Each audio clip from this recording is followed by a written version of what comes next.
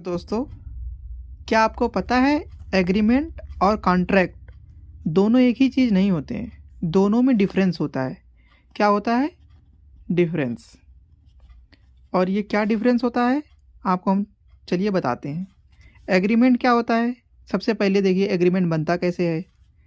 कोई a person है ए और कोई बी पर्सन है बी।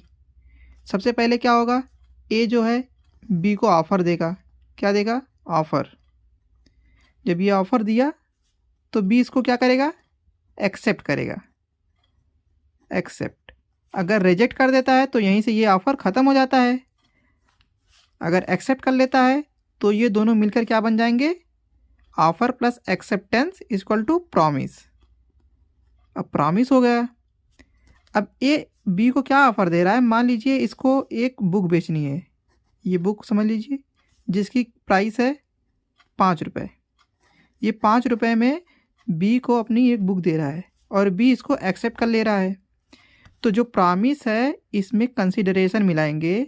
मतलब जो बी है ए को 5 रुपये दिया इस ऑफ़र की वजह से कि चलो भाई मैं 5 रुपये दे रहा हूँ, तुम अपनी बुक मुझे दे दो, तो ये एग्रीमेंट बन जाएगा। प्रॉमिस प्लस कंसिडरेशन एग्रीमेंट बन जाएगा। अब जब ये एग्रीमेंट बन गया है, अब ये एग्रीमेंट अभी हुआ है, अभी ये कॉन्ट्रैक्ट नहीं हुआ है। तो आपको यही समझा रहे हैं हम कि कॉन्ट्रैक्ट और एग्रीमेंट में फ़र्क होता है। अब ये एग्रीमेंट बन गया है।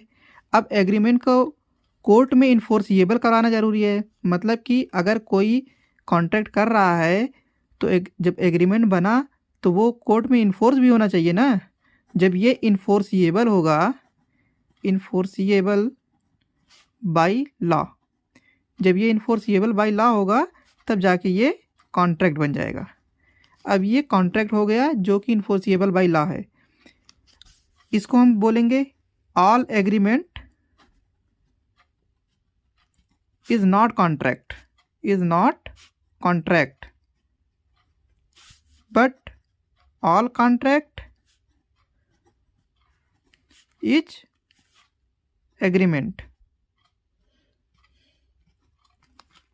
अब अगर आपको एक लाइन में लिखना है कॉन्ट्रैक्ट और एग्रीमेंट को, अगर आपसे जैसे कोई पूछ लिया कि what is contract and what is agreement, tell me about contract and agreement, तो आप क्या बोलेंगे?